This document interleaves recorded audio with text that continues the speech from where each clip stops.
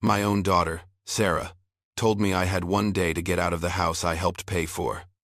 My grandson, Leo, said I wasn't even his real grandma. It felt like a punch.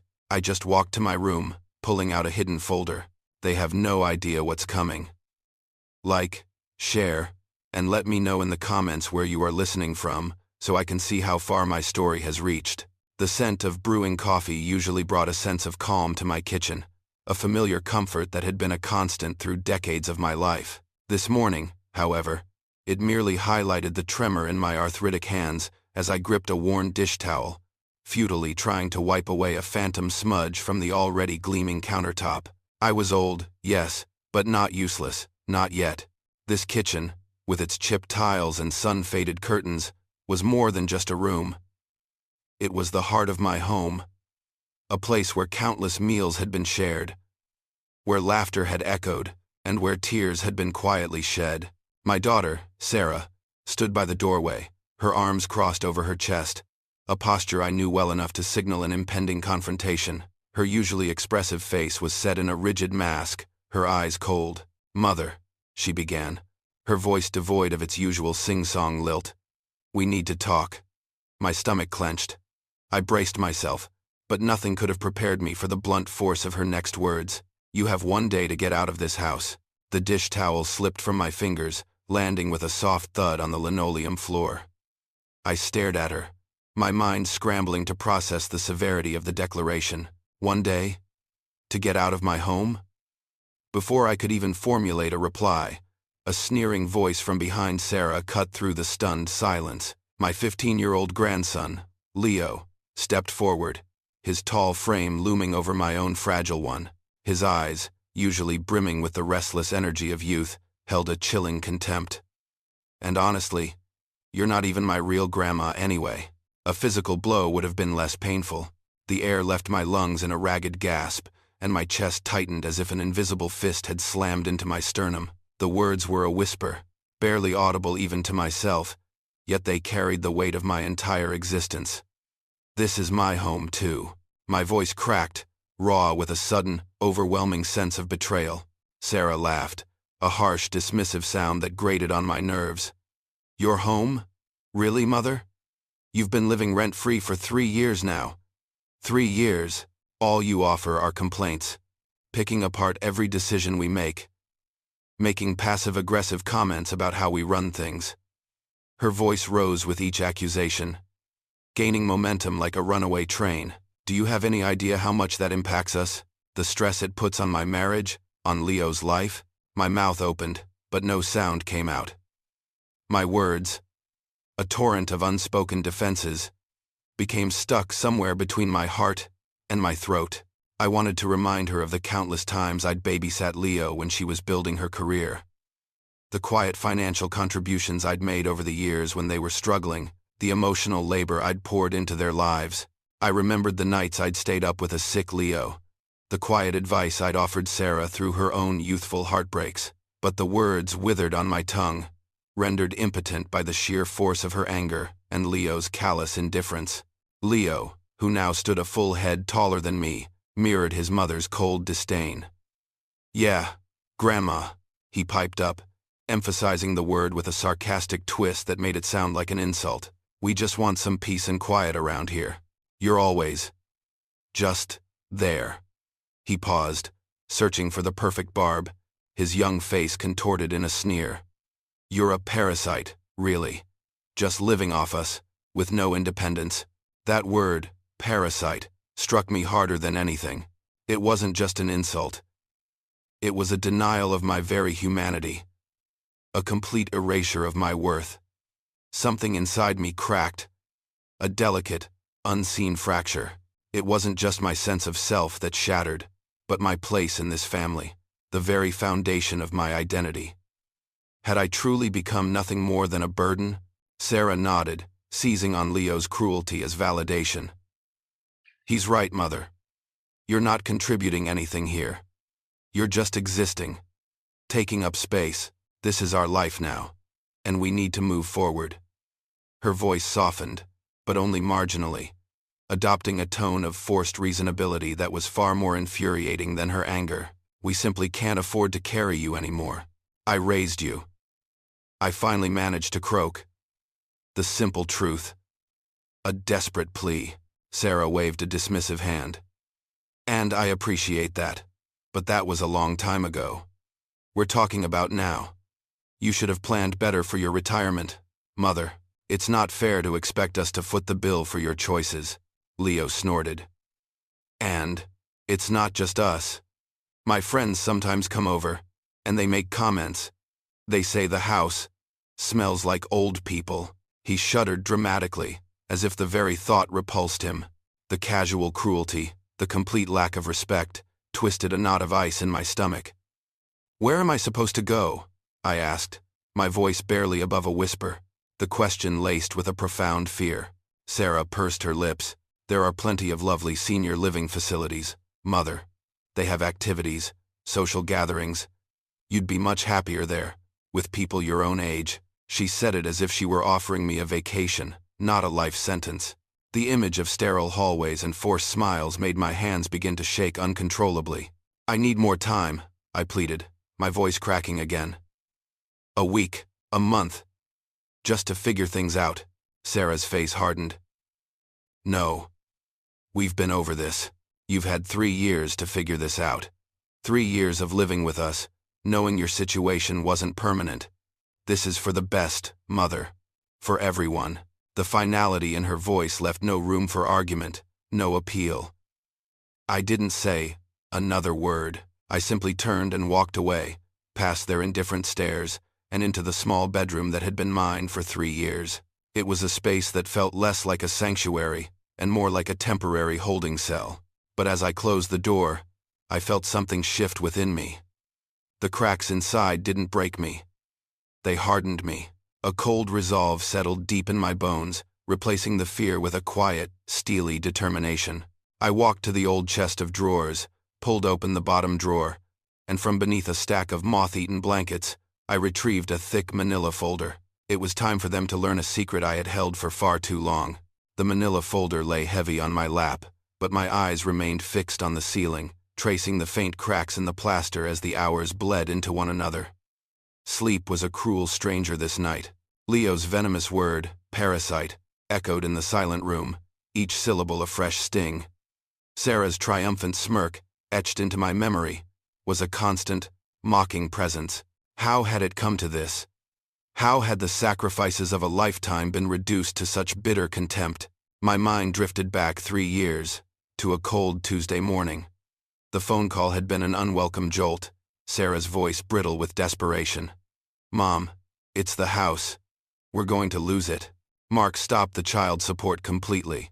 And with my job hours cut, I just can't make the mortgage payments anymore.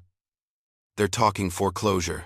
The word hung in the air, heavy with unspoken dread. Sarah, my only child. Her voice cracking with a fear I recognized from my own younger days. Maternal instinct, a force stronger than any logical thought, surged through me. All I could hear was the panic in her voice, the threat to her home, to Leo's stability. How much do you need? I asked, the words tumbling out without hesitation. A pause, then Sarah's voice, a little stronger, a little more hopeful. Well, that's the thing. If you could, maybe move in, just for a while. It would free up so much for the mortgage. You could help with Leo, too. Just until I get back on my feet. You know? Her words painted a picture of a temporary arrangement, a shared struggle, a mother helping her daughter through a tough time. It sounded so simple, so logical, so full of mutual support. At 70, I had been living a comfortable, quiet life in my paid-off apartment, a small but cherished sanctuary I'd worked my entire life for. But the image of Sarah and Leo losing their home, of being cast out, was unbearable. Within weeks, I had sold my apartment, liquidated my modest savings, and, with a pang that twisted my heart, sold my mother's delicate engagement ring, a family heirloom that had adorned my finger for decades. Every penny went towards ensuring Sarah wouldn't lose her house. It was a substantial sum, enough to clear the outstanding arrears and make a significant dent in the principal, buying them years of breathing room. I believed, truly believed, I was saving them, giving them a fresh start. Initially, Sarah's gratitude had been effusive. Hugs, tears, whispered promises of repayment, of shared responsibilities. For a few brief months, I was the savior, the wise matriarch who had swooped in to rescue her family. But slowly, imperceptibly at first, the warmth faded. The gratitude soured into resentment. I transitioned from being the savior to becoming the burden. The small humiliations began, subtle at first, like tiny paper cuts. "This is my mother," Sarah would say to her friends, her arm not quite reaching for mine. "She's staying with us for a while." Never, "She lives here." Or, "She helped us save the house." Just staying with us. As if I were a temporary guest who had overstayed her welcome. Then came the gradual house rules. "Mother, could you please not use the good towels? They're for guests. I really prefer if you didn't invite anyone over. It just makes things complicated." The unspoken message was clear. My presence was an inconvenience, my needs secondary, my very existence a disturbance to their perfectly curated life. I found myself shrinking, physically and emotionally, trying to take up less space in a house I had helped save. I ate smaller portions, spoke in softer tones, kept my bedroom door closed more often than open. The most painful transformation, though, was Leo's, the sweet, inquisitive 12-year-old who used to run to me for stories and comfort, who loved to sit on my lap and share his day, gradually morphed into a cold, entitled stranger.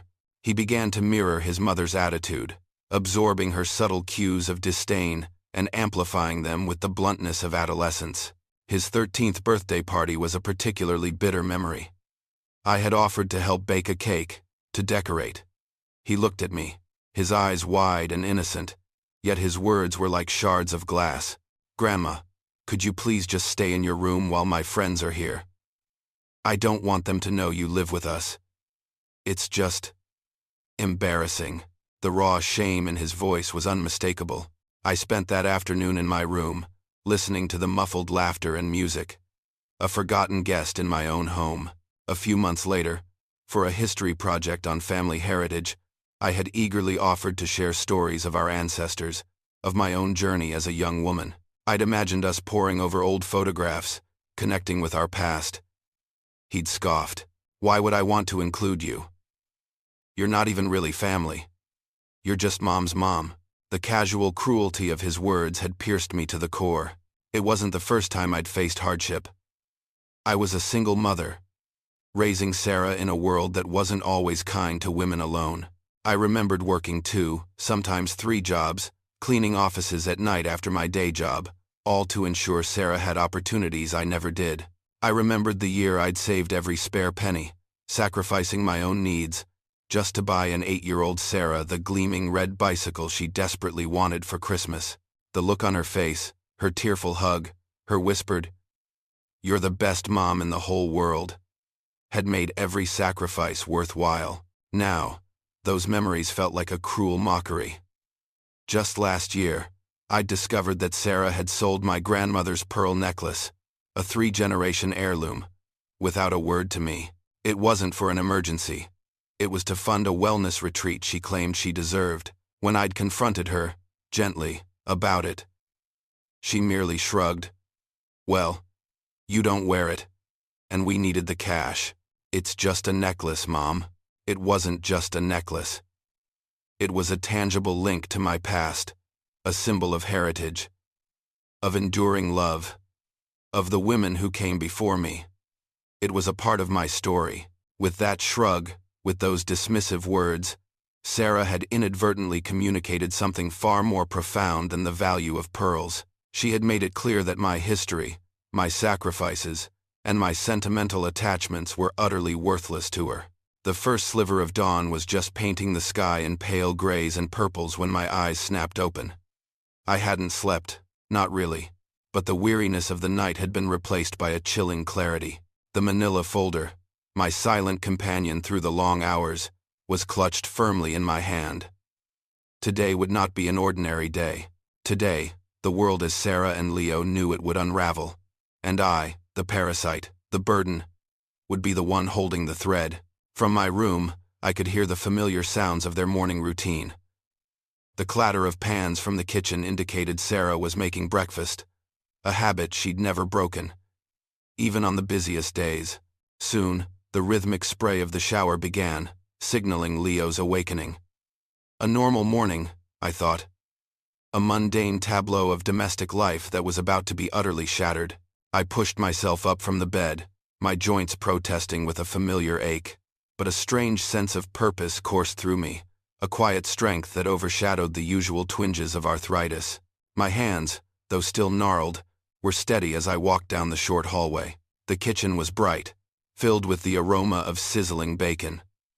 Sarah stood by the stove, her back to me, the picture of calm authority.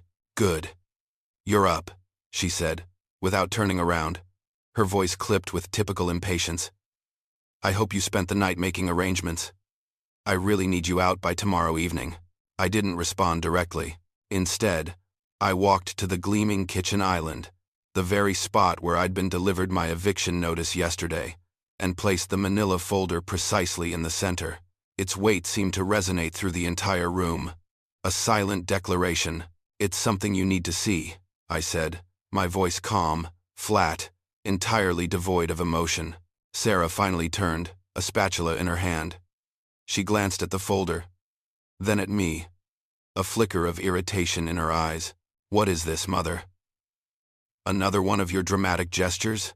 At that moment, Leo ambled into the kitchen, his hair still damp from the shower, a phone already glued to his ear. He headed straight for the toaster, grabbing a slice of bread. He didn't even spare me a glance, his casual dismissal a habit so ingrained it was almost laughable now. He was a master of making me feel invisible, a skill honed over 3 years. Sarah, still focused on the bacon, asked, "Did you call about a moving truck, at least? We need to coordinate." She made no move to open the folder, her disdain for its contents palpable. My voice cut through the mundane domesticity, sharper than I had intended, yet perfectly controlled. "Open it." The sudden change in my tone, the unexpected command, made both Sarah and Leo pause. Leo slowly lowered his phone, his head tilting slightly. Sarah, spatula still in hand, turned fully towards me, her brow furrowed. "Mother, what is this about? I really don't have time for this drama." "It's not drama, Sarah," I said, my gaze unwavering. "Open the folder, Sarah." Reluctance was etched on her face, but my quiet insistence held an authority she hadn't heard in years. With a sigh, she set down the spatula and reached for the folder. She flipped open the cover, her fingers brushing against the first document. Her eyes scanned the page, and I watched, impassively, as the color slowly drained from her face. It was the property deed. Her lips parted slightly, but no sound emerged. Her eyes darted from the name printed boldly on the document to my face, then back again. Confusion warred with a dawning comprehension. The bacon on the stove began to smoke faintly, forgotten. Leo, sensing the sudden shift in the atmosphere, peered over his mother's shoulder, his usual nonchalance replaced by a prickle of alarm. His eyes widened as he too saw the name. Sarah's hands, which had been so steady just moments before, began to tremble as she flipped through the other papers in the folder. Bank transfer confirmations, intricate loan documents detailing repayment schedules, insurance papers listing a very specific policyholder. Each document, each figure, each date, seemed to strip away another layer of her composure. I don't understand," she whispered, her voice weak, barely a breath. But I saw it. The flicker in her eyes, the sudden clarity. The pieces were beginning to fit, forming a picture she desperately didn't want to acknowledge. I took a deep breath, the smell of burnt bacon, a harsh reminder of the ordinary life we were leaving behind. My voice was calm, almost soothing, a stark contrast to the emotional maelstrom I knew was brewing within her. 3 years ago, Sarah, when you called me crying, distraught about losing your home, the bank had already started foreclosure proceedings. Your initial payment struggles had escalated, and by the time you reached out, it was far more dire than you let on. The burnt bacon smell was a sharp, acrid counterpoint to the growing tension in the kitchen.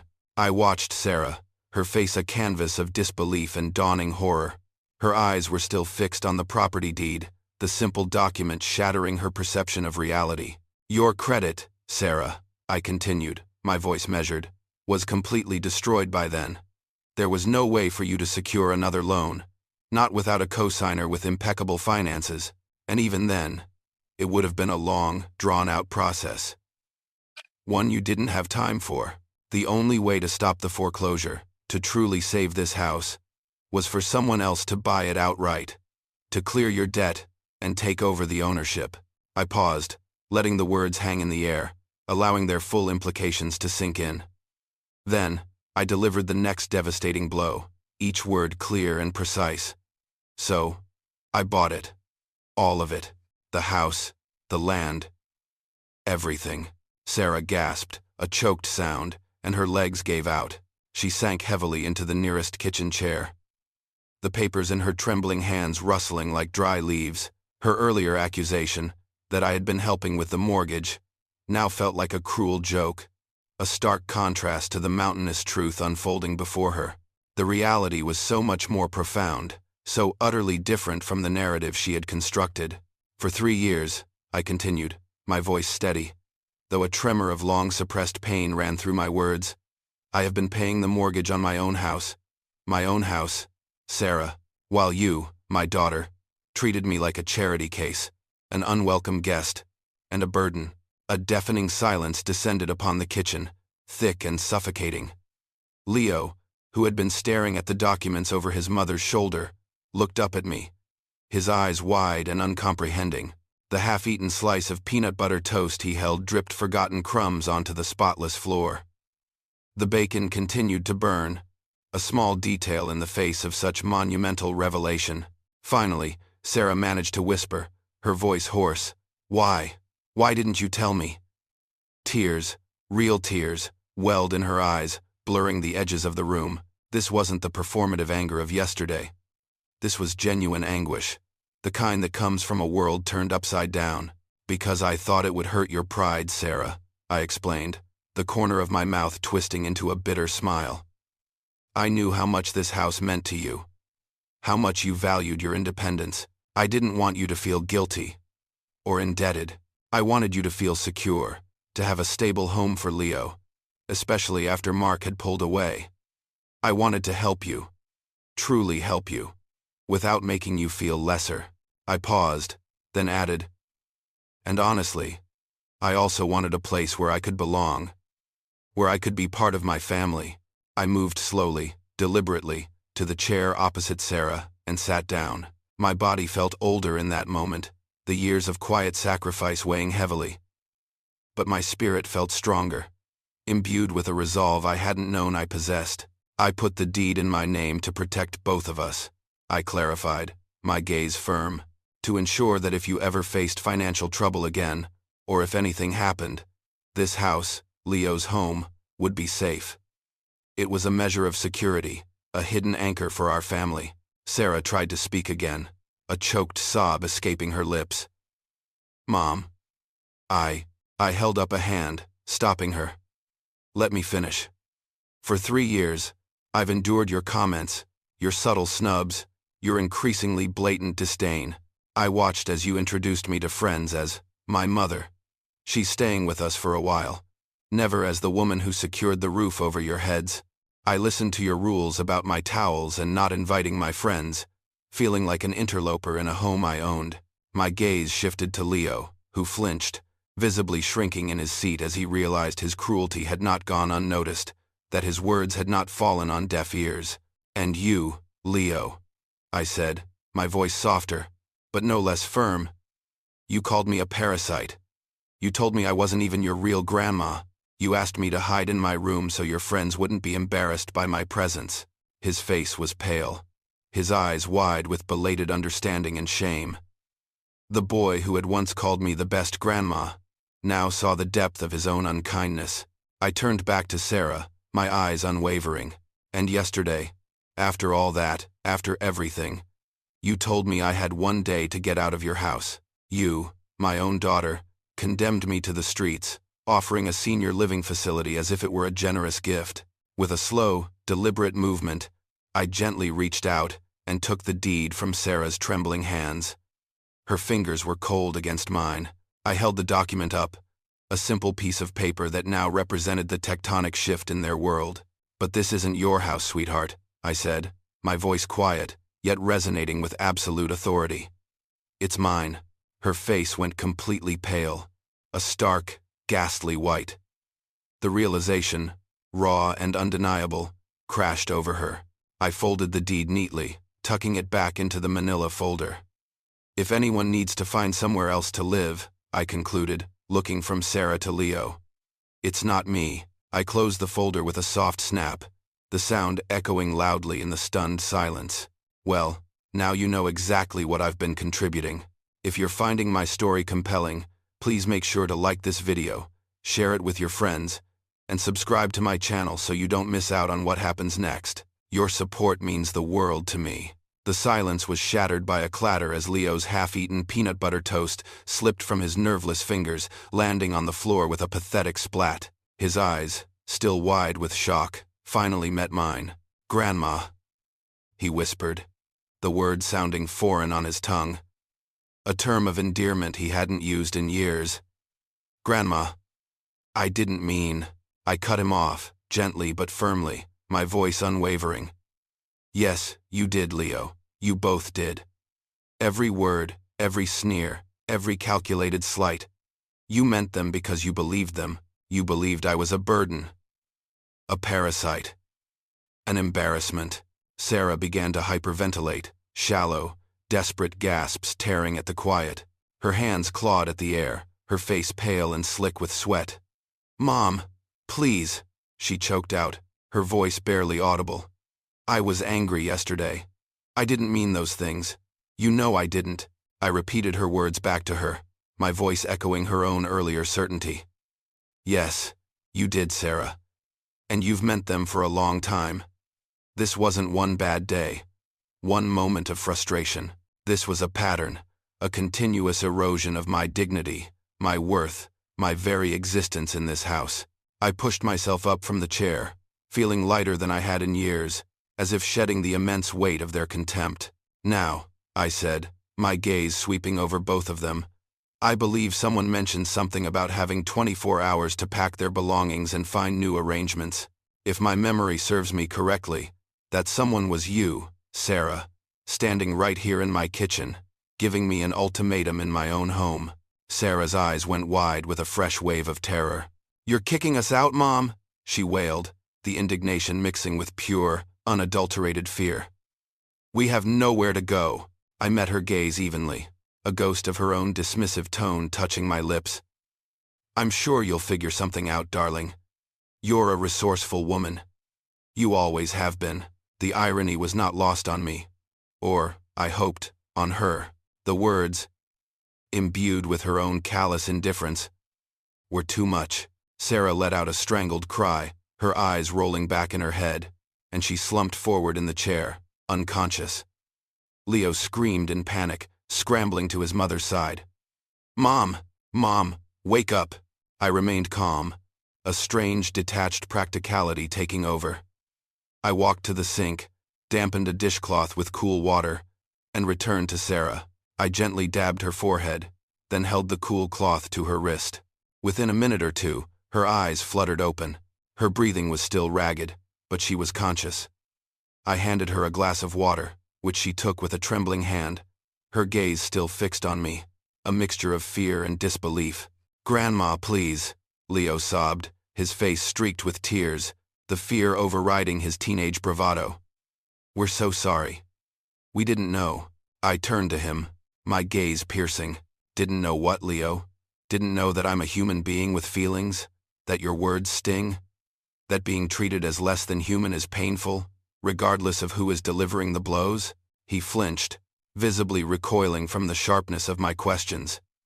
"I was stupid," he mumbled, his head down. "I didn't mean it. Any of the cruel stuff," I said. "No." I finished his thought for him. "You meant it because your mother taught you it was acceptable to treat me that way. She normalized it, and you, being an impressionable young man, absorbed it." Sarah, still slumped in the chair, pushed herself up slightly, her voice weak but regaining some of its familiar indignation. "Mom, we're family. You can't just throw us out like this. This isn't right." I met her plea with a cold, unwavering stare. "Family?" I repeated the word, turning it over in my mouth as if it were a foreign object. "Let's talk about family, Sarah. Is family calling your mother a parasite? Is family asking your grandmother to hide in her room so your friends won't be embarrassed? Is family selling a 3-generation heirloom, a pearl necklace given to me by my own mother, without a single word, just to fund a wellness retreat? You deserved." My voice rose slightly, the suppressed hurts of years finally breaking through the calm facade. "Is family introducing the woman who saved your home as my mother? She's staying with us for a while. Is family giving an ultimatum to the very person who secured the roof over your head, demanding she vacate her own property in 24 hours? I paused, letting my words sink in, each one a hammer blow to their carefully constructed delusion. "No, Sarah, what you and Leo have shown me for the past 3 years is not what I understand family to be." The silence that followed my dissection of their version of family was profound, punctuated only by Sarah's ragged breathing and Leo's quiet sobs. My words, though spoken with a calm demeanor, landed on them like physical blows, each example of my quiet suffering a stark reminder of their profound unkindness. Sarah, her voice barely a whisper, finally spoke. "But I did make you feel unwelcome, didn't I, Mom?" Her eyes, red and swollen, pleaded for a contradiction, a softening of the blow. "Yes, Sarah," I confirmed, my voice firm, allowing no room for doubt. "Yes, you did," Leo cried harder, his body shaking. "Grandma, I'm so sorry. I promise, I'll change. I'll be better. Just please." His voice trailed off, unable to articulate the depth of his fear and regret. I looked at him, then at Sarah, a cynicism born of years of neglect chilling my response. "Sincerity is a beautiful thing, Leo. But where was this sincerity when I tried, countless times, to gently address your behavior? Where was this promise of better when I would voice a quiet concern, only to be met with dismissal, irritation, or an eye roll?" I paused, letting my gaze linger on Sarah. "Where was it, Sarah? When I tried to talk to you about the pearl necklace, or the constant criticisms, or the feeling of being a ghost in my own home?" Neither of them had an answer. Their guilt was palatable, thick in the air, but I had learned that guilt, unchecked, often gave way to resentment. I reached back into the manila folder, pulling out a fresh stack of documents. "Do you want to know what else I've been paying for?" My voice was low, almost conversational, but the weight of my words was undeniable. Sarah's face, already pale, seemed to lose another shade of color. She watched me, transfixed, as I pulled out a statement. "Leo's private school tuition," I stated, holding up the document. $1,200 a month, paid directly from my Social Security check. Every single month. For the past 3 years. Leo's mouth dropped open, a silent gasp of disbelief. His head whipped towards Sarah, a silent accusation in his eyes. He must have believed the tuition came from his mother's salary, or perhaps some phantom child support from Mark. I met Leo's stunned gaze. "Your mother," I said, without a trace of judgment in my voice, "has told you a lot of things that weren't exactly true, haven't they, Leo?" He could only nod, a silent, devastated acknowledgement. I continued, itemizing each line, each expense, each hidden contribution that had sustained their life. "Your car insurance, Leo, all of your health insurance premiums, dental, eye exams, those expensive sports physicals you need for soccer, the internet bill, which you both rely on so heavily, the streaming services you enjoy every evening, your phone bills." I then began spreading a collection of statements across the kitchen island, covering the pristine surface with proof of my unacknowledged patronage. "These are the grocery bills, Sarah. All of them. These are the utility payments, electricity, gas, water. These are the property taxes, the homeowner's insurance. Every single one of them, paid in full. By me." Sarah gasped, a sound of utter defeat. But I thought my salary contributed." I thought my paycheck was going towards the household. Your salary, Sarah, I corrected her, my voice devoid of emotion, barely covers your car payment and your credit card bills. You've been living beyond your means for years, telling yourself you were pulling your weight, when in reality, you were floundering. I gestured to the pile of documents, a mountain of evidence. I've been supporting this entire household, this entire, entitled household. While you told yourself you were supporting me, Leo looked between us, his young mind reeling, processing the complete and utter reversal of everything he thought he knew about their family, about his own life. The secure foundation he believed he stood on had just crumbled beneath his feet. The parasite was, in fact, the host.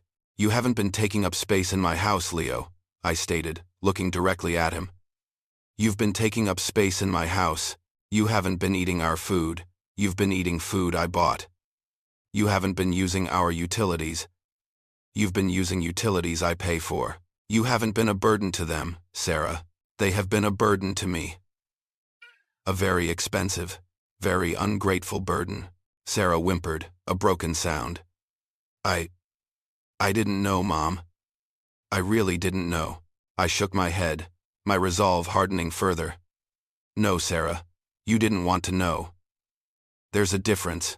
You chose to believe a convenient narrative that absolved you of responsibility and allowed you to treat me with disdain. You chose to see me as a charity case because it made you feel superior. Made you feel like you were the one in control, the one providing. I leaned forward slightly, placing my hands on the table, a clear line drawn between us. But now you know. And now, my decision stands. When I turned back around, their faces were etched with expressions I'd never seen before. Not anger, not irritation, not dismissal. Something closer to fear. A raw, primal fear of an uncertain future, of consequences they had never imagined. The 24-hour ultimatum, once theirs to deliver, was now mine to enforce. The moment Sarah's sedan, loaded with a meager collection of their belongings, pulled out of the driveway, followed by the U-Haul Leo had managed to rent with a desperate plea to his estranged father, a profound sense of liberation washed over me. It felt as if the very walls of the house exhaled, a breath held for 3 long years, finally released. I watched them go, not with triumph, but with a quiet, resolute calm. At the threshold, Sarah had tried one last manipulation, her eyes pleading, her voice falsely contrite. Mom, please, just give us another chance. We can fix this. We can be a family again. I met her gaze, no longer swayed by her theatrics. Reconciliation. Sarah, I stated, my voice clear and firm, will be on my terms, not yours. And only when true remorse, not just inconvenience, is genuinely felt. Until then, you will learn what it means to stand on your own 2 feet, just as I once did. And as I am now choosing to do again. The shock on her face was evident. She had never anticipated a world where I held all the cards. With their departure, the house transformed. It was no longer a stage for my silent suffering, but a blank canvas awaiting my touch. The first thing I did was move into the master suite, the spacious room Sarah had always claimed. I rearranged the furniture, painted the walls a soothing lavender, and for the first time in years, played my favorite classical music loudly, letting the melodies fill every corner. As I began to unpack and reorganize, I discovered several boxes of my own possessions tucked away, almost hidden, at the back of Sarah's master closet. There were my beloved family photo albums, my collection of classic novels, my grandmother's delicate china that Sarah had decreed too good to use, and, most precious of all, my mother's handwritten recipe box. Sarah had kept them out of my reach. Another subtle act of control, of making me feel like an outsider in my own life. Retrieving them felt like reclaiming lost pieces of my soul. That evening, I cooked my grandmother's pot roast, a recipe passed down through generations, filling the house with the rich, comforting aroma of herbs and slow-cooked meat. I set the dining table with the good china, the delicate floral patterns gleaming under the soft light, and ate the meal slowly, savoring every bite. The house, for the first time in what felt like an eternity, truly felt like home. The next day, I extended an invitation to my wonderful neighbor, Mrs. Kim, who brought along her sister and our mutual friend, Esther. The house, once echoing with resentment, now vibrated with the warm hum of laughter, lively conversation, and the clinking of teacups. It was a simple gathering, but it was real, genuine connection, something I hadn't experienced within these walls in years. Sarah's phone calls, initially sparse, grew increasingly desperate. Her complaints, once focused on me, now centered on the inconveniences of her new life. She hated living with Mark's new girlfriend, claiming the woman was too young and too loud. Leo was unhappy, uncomfortable, constantly grumbling about the change. She spoke of her own financial struggles, the unexpected burden of her newfound independence. "Mom," she pleaded one afternoon, "this is just too hard. We can't keep doing this. Please, just let us come back." I listened patiently, then responded, my voice calm but unwavering. "Sarah, this wasn't about punishment. This was about me finally understanding my own worth. It was about you understanding the consequences of your actions. You are an adult, and Leo is nearly one. It is time for both of you to face the realities of life without my unacknowledged support." I had already begun implementing the necessary financial changes. Monthly transfers for Leo's private school tuition were now contingent on him maintaining excellent grades and demonstrating genuine respect. His health insurance was moved to a separate, cancelable policy. All joint accounts were closed, new credit cards issued solely in my name, and direct debits rerouted. Every thread that connected their financial well-being to mine was meticulously severed, except for what I chose to maintain, purely on my terms. But the most significant change, the final, irreversible act of reclaiming my autonomy, was the alteration of my will. I established a robust trust for Leo, designed to support his education and future, but with strict behavioral clauses. The house, my savings, and all other assets were now bequeathed to charities dedicated to supporting and protecting mistreated elderly individuals. For Sarah, there was nothing, not a single penny, not a single keepsake. My generosity, once taken for granted, was now reserved for those who truly understood its value. Those who extended compassion without expecting anything in return. My legacy would be built not on familial obligation, but on purpose and principle. 3 weeks after their abrupt departure, the doorbell chimed, a sound that no longer filled me with dread. I opened it to find Leo standing on my porch, looking visibly older, his usual youthful arrogance replaced by a quiet solemnity. He wasn't the boisterous teenager who had left. This was a young man wrestling with difficult truths. "Grandma," he began, his voice hesitant, "I'm really, truly sorry. Not because I want something, but because I finally get it. What I said, what I did, it was wrong." I kept my expression neutral, testing the sincerity of his words. "Is this apology coming from a place of understanding, Leo, or simply from the consequences of your actions?" He looked down at his feet, then back up at me, his eyes earnest. "Both, I guess. But mostly because I hurt you, Grandma. I saw how much, and that killed me." He swallowed hard. "I've missed you. I missed you helping me with my homework, talking about my friend problems, even just listening to my stupid fears about school."